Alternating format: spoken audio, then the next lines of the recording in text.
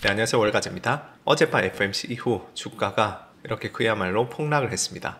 차트를 보면 무시무시한데요. 이제 며칠 전에 시황일주 45편에서 인플레이션은 예상대로 나왔는데 찝찝하다. 자세히 인플레를 들여다보면 상품 인플레이션이 반등하면서 장기 국채 금리에 대한 불확실성이 커지고 있다. 그런 부분들을 다뤘었는데 어제 연준은 그런 시장의 우려를 좀 재확인하면서 상당히 매파적인 모습을 보였습니다. 그래서 금리는 25bp 인하하면서 25년도 점도표는 4회 이제 인하로 줄였고 26년 점도표는 이제 2회 인하로 유지를 했습니다. 그러면서 장기 중립 금리는 2.9에서 3%로 상향했고 그 중심에는 이제 2025년도에 PC 및 코어 PC 물가에 대한 전망이 2.1에서 2.2 사이였는데 2.5%로 크게 뛴 부분이 있습니다. 그리고 이제 양적 긴축을 지속하되 영래포 금리를 30bp 인하하면서 시중 유동성을 살짝 보완했는데요. 이제 세세한 점도표와 이제 경제 전망에 대한 요약은 저희 경제지표와 요 월가 소식 요 코너에 저희 팀에서 이제 FOMC를 상세하게 뜯어서 이렇게 분석해 두었으니까 참고해 주시면 좋을 것 같고 저는 시장 움직임 위주로 이야기를 좀 해보겠습니다.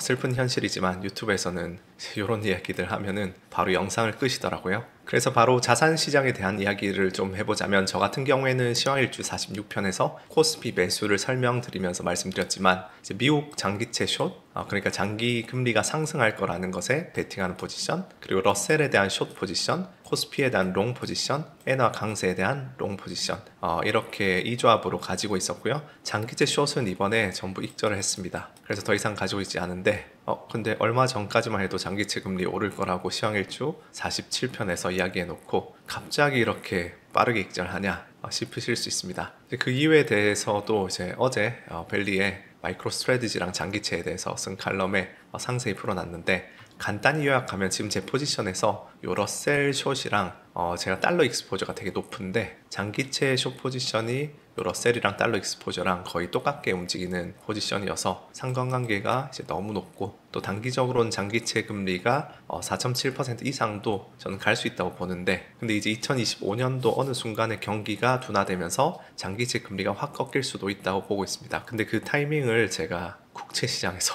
잡을 능력은 도저히 없기 때문에 적당히 청산을 했고요. 그 다음에 이 중에서 엔화 같은 경우에는 달러 대비는 약세, 원화 대비는 강세 상태인데 결국은 장기채 금리 내려올 때 달러 대비도 강세를 띨 것이다.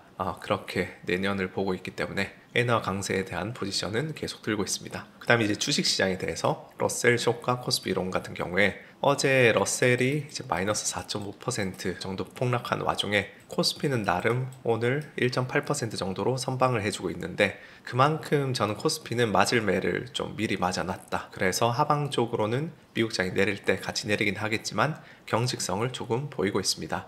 그리고 또 지금 원화가 약해지면 약해질수록 외국인 투자자에게 있어 코스피의 밸류에이션이 환율 때문에 계속 낮아지고 있기 때문에 만약에 달러 원 환율이 여기서 더 급등하게 되면은 이제 슬슬 외국인 매수도 들어오지 않을까 생각을 하는데요. 그래서 저는 시장이 여기서 더 내려준다면은 러셀 숏은 청산하면서 코스피 롱 비중을 더 늘리지 않을까 싶습니다. 그런데 이제 어제 FOMC 관련해서 이제 지금부터 이야기는 어느 정도는 저의 뇌피셜인 의견이라서 말씀드리기 조심스럽긴 한데 어제 FOMC에서의 연준의 행동은 그게 의도되었든 의도되지 않았든 트럼프가 취임하고서 추진할 그 관세 협상에 상당히 힘을 실어주는 방향성이었습니다.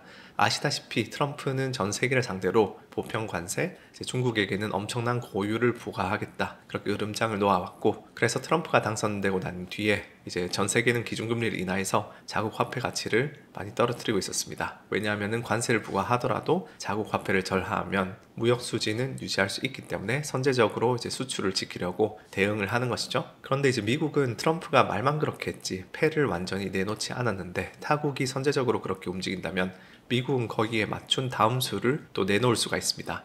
그 중 하나가 지금 연준의 움직임인데 지금 연준이 매파적으로 나왔기 때문에 기준금리 기대치와 장기국채금리가 급등을 하고 전세계 자금이 달러로 빨려 들어가면서 달러 강세가 계속되고 있죠. 이거는 다른 국가들에게 있어서 자본이 유출되고 있음을 의미하기도 합니다. 어제 이 위안화 역외 환율은 FMC 직후 올해 고점인 1.3을 뚫었고 금융위기 이후 최고점을 향해서 다가가고 있습니다.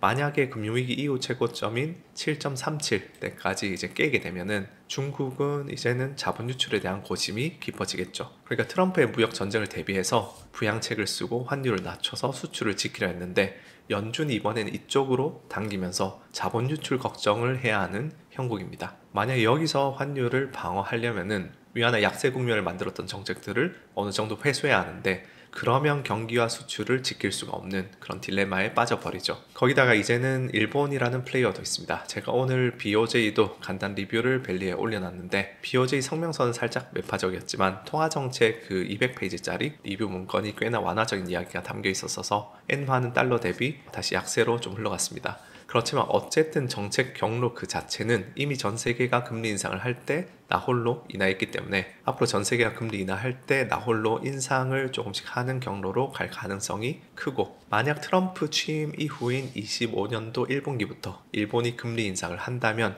엔캐리 자금까지 함께 유출되면서 중국 같은 경우에는 달러와 엔캐리가 함께 유출되는 그런 상황이 일어날 수가 있습니다. 물론 지금 이게 이제 파월과 트럼프의 공조라고 말하는 것은 너무 멀리 가는 이야기일 수도 있고, 또 제목을 파월이 중국을 공격했다 하는 것도 어그로 끌어서 죄송합니다. 이제 가능성을 따지자면은 연준과 파월은 상품 인플레이션의 반등 그리고 트럼프의 감세와 관세로 인한 인플레이션 재점화 우려 때문에 매파적으로 나왔을 가능성이 높습니다. 그러나 속사정이 어떻게 되었든 간에 확실한 팩트는 결국 트럼프의 엄포에 선제적으로 세계 각국이 내놓은 수를 어제의 연준의 행동이 결과적으로 무력화시키고 있다는 것이죠. 이런 부분은 우리 대한민국이 처한 상황을 보면 명백해집니다. 지금 시장을 부양하려면 금리를 인하하고 돈을 풀어야 하는데 그럼 환율이 뛰겠죠. 반면에 환율을 방어하려면 시장을 지나치게 부양을 하면 안 되고 디레버리징의 고통을 감수해야 합니다. 그리고 한국은행의 고심은 어젯밤 FOMC로 인해서 더 깊어졌을 텐데